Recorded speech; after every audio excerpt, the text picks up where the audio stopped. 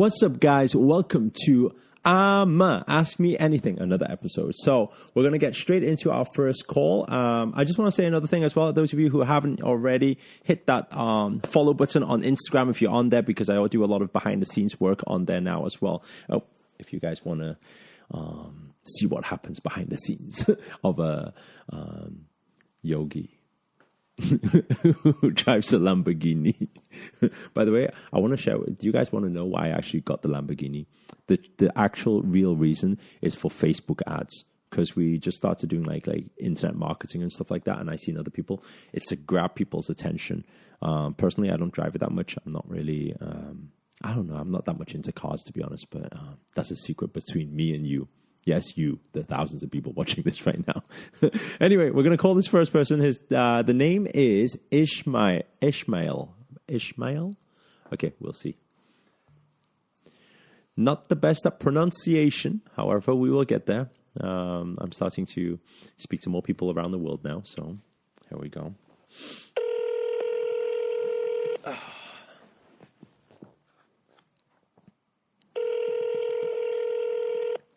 Hello? Hello, is this Ishmael? Yes. Hi, this is Eric Ho. Eric, what's going on, man? Hey. I guess I'm in perfect alignment. I think so. Where am I calling right now? Orlando, Florida. Oh, nice. Never been to Orlando before. Yeah, you got to come out here, man. I think so. Maybe next time, and then you got to show me around. Yeah, it definitely will. I definitely will. I'll take you to Disney. Nice, yeah. Anyway, Ishmael, so first off, welcome to Ask Me Anything. The next 6 to 10 minutes is yours. You get to ask whatever, speak whatever, up to you. Okay. All right, awesome. The first question I want to ask you, Eric, because I've been following you for some time now, right? Yeah. And I was very intrigued with when you speak on where you came from and how you started your business, right? Yeah. And I find it very hard that, to get a loan as for a new startup business. Okay. I always wonder, how did you make that happen? Okay. Was that manifestation? Well, it's a series of everything, At the end of the day, what manifestation is just starting from thought, vibration, because in manifestation there's always the spiritual, so it's the energy part, but there's also the physical. It's not like I sat at home and waited for the money to end up in my account, So I went out there. I got a lot of loans. Personally, what I actually did was I went out there and I swiped, I think, around 4 or 5 credit cards. And I took the credit cards and then I took it as a deposit where I went into a bank and actually leveraged off that deposit to actually then loan a further 15K. Then I took the 30K and I went to the second bank. I loaned through 5 banks. So it was not easy. I got rejected by a few banks. Obviously, credit, I was only 21 at the time, so it was very hard.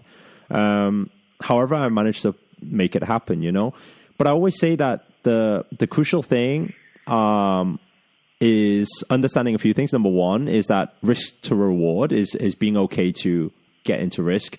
And then the second thing is saying that persistence, going to as many as you can, knocking on as many doors as you can, searching for as many alternative solutions to getting a loan or funding as you can. And then finally is to work on the pitch. Because at the end of the day, the person you're borrowing the money from, they just need to trust that you can pay it back, So you got to be good at selling. You got to be good at pitching. Right. Mm-hmm. Right. What is the business you want to start? Real estate. Real estate? Okay. So what is it you want to do? Yeah. You want to invest in real estate? Sell properties. Okay. Like fix and flips, doing fix and flips and Got things it. like that. Got it. So actually, if you were doing that, there's another strategy that I teach a lot of students to do like these days is not so much about taking a loan. I mean, taking a loan is fine. That's cool. That's leverage. Loads of entrepreneurs do it. I did it myself. However, the whole thing is, how can you actually pitch for the funding first from investors and actually put it into the project? So let's say, for example, you're wanting to invest in some real estate. You're wanting to flip some deals. It's about how can you actually find the deal first, as if you have the money? How can you actually put the proposal together? How can you make a no-brainer win-win offer for any investor? And then how can you pitch it out there for investors? So I think sometimes you don't have to go to the bank and get a loan. If you have a unique proposition, if it's strong enough, people will go for it, you know? Right. So again, it's about putting that pitch together. Yeah, putting the pitch together. I mean, that's exactly what I want to do. I really don't want to deal with banks. I want to go through like private investors that would be willing to not only fund me deals, but get a great return on their investment as well. So, I mean, that's really my strategy. Yeah. So when you're looking for, I mean, how are you looking for investors right now? Networking events. Okay. And then have you actually got any proposition already? Have you found a deal already? I haven't found investors, but I come across great deals for with like a lot of distressed properties here in the Orlando area. Okay, so do you actually have a deal right now for investors? Yes, I got a deal right now. Okay, what's the deal? Tell me. Pitch it to me. I'm an investor. Okay. Okay, well, it's a 3-bedroom, 2-bath property. Yeah. And it needs about $15,000 of work. The after repair value after repaired is about $260,000, and we're the purchase price for the property would be about $130,000. Okay. But we're talking down the seller, so we're trying to get it for about $120,000. Okay. So pitch me. What is it you want? I would need $130,000 to purchase the property. Yep. Plus the repair, so that would be about $145,000. Yep. And it would take about 3 to 6 months to remodel the property. But after remodeled, it would we would sell it for $260,000, and you would be given a 10 to 12% return on your initial investment, which was $145,000. You'll be given 10 to 12% plus. Right. Okay. So. Right. Okay. Tell me this. Right. So 145 will be the investment for this deal, and how much is it going to sell for? Yes. 260. Okay. Average estimated. That's okay. Based on what they're selling for. Okay, so the profit in there will be around what? Around 100K? Yeah. Around 100 plus K, right? Estimated. Yeah. Right. So there's 100 plus K in profit there, and then you're saying you're going to give me 10% of that, like what, 10, 15K or something like that, right? Plus your initial investment, right? Plus my initial investment, yeah. But you're giving me, so it's about 10, 15K, let's say, yeah, of profit I get from it, and I get that in 5-6 months time or something, right? Right. Okay, so I'm putting all the money in myself. You're sourcing the deal. You're finding the deal. So I'm guessing that the other 80 or 90K or something like that is you're pocketing it, right? Right. Okay, so in my mind as an investor, that deal doesn't quite make sense to me right now. So I don't think the all right. How many of these deals have you done before, or are you just starting on this? We've done 3 deals like this. Okay. But certain deals we went through lenders. So lenders is like a bank, hard money, and they're kind of like banks. So you got to have skin in the game.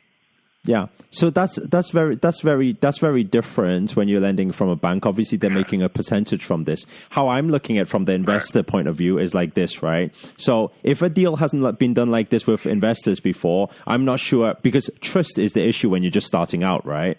So you need to show proof of, hey, how much you've been making other investors beforehand, and then that's how you can actually have more credibility. But if you're just starting out doing this type of lending and investing, then you have to give something really, really sweet for the person who's investing.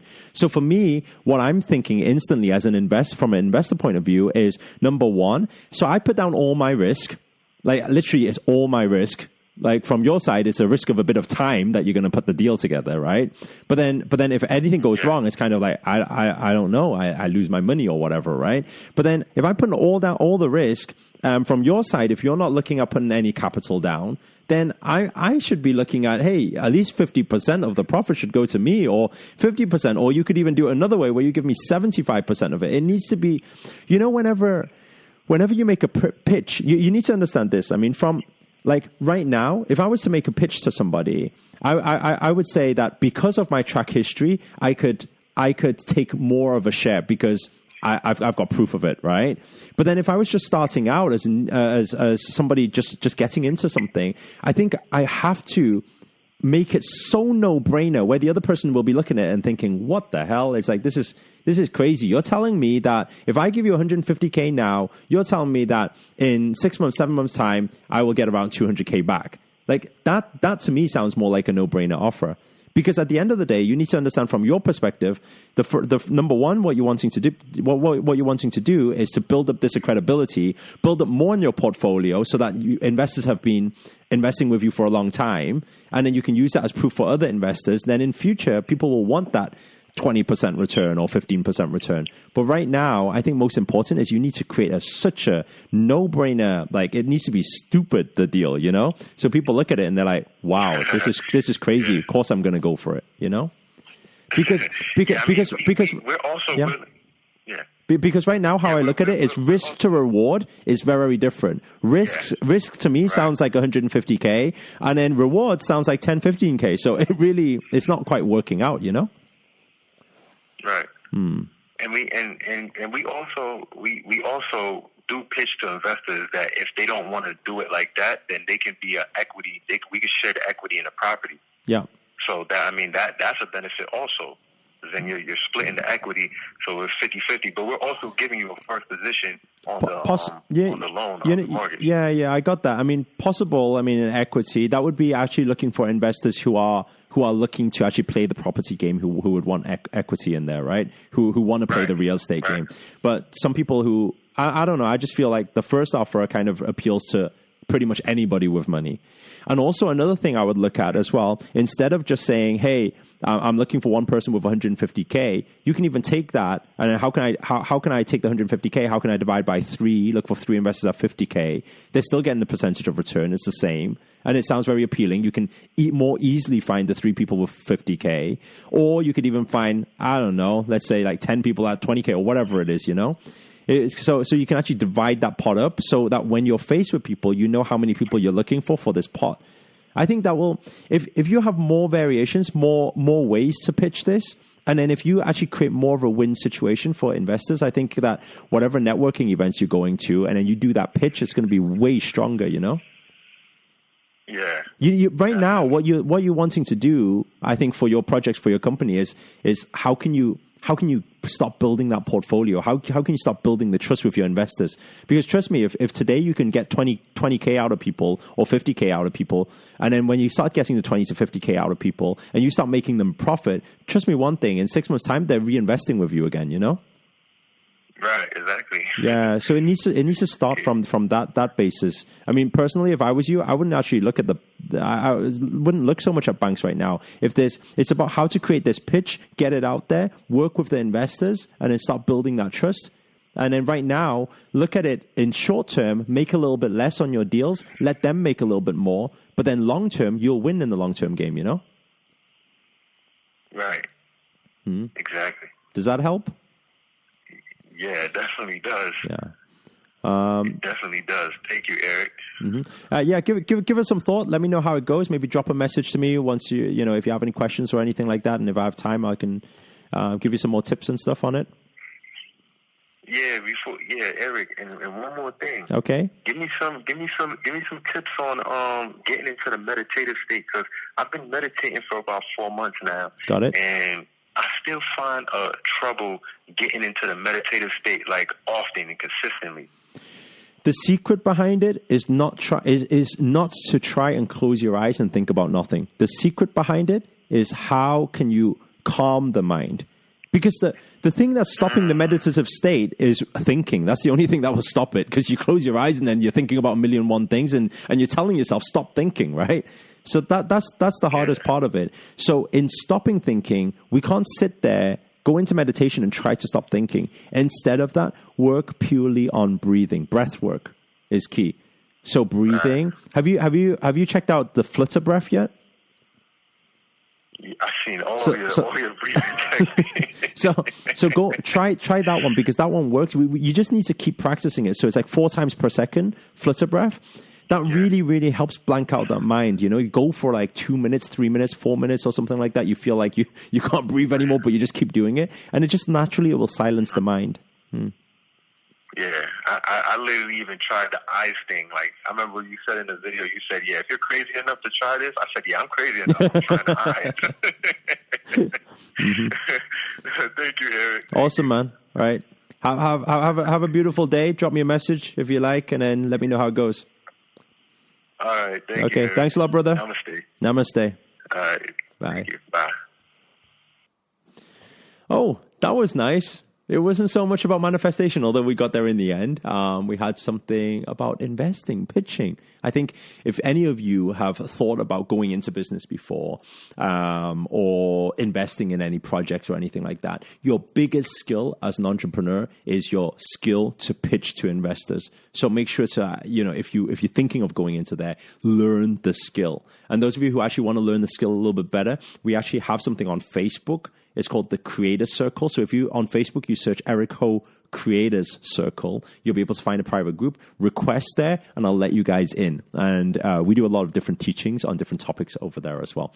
So guys, finally, if this video has been of any use to you whatsoever, please do hit the thumbs up, hit the like button. Also, comment below. Let us know where you guys have tuned in from. That's always nice to know. And finally, if you're new to this channel, remember to hit that subscribe button and the notifications button next to it, because this year I'm dedicated to making daily videos to hold you accountable to make it your best year yet. But for now, guys, signing out. Ciao.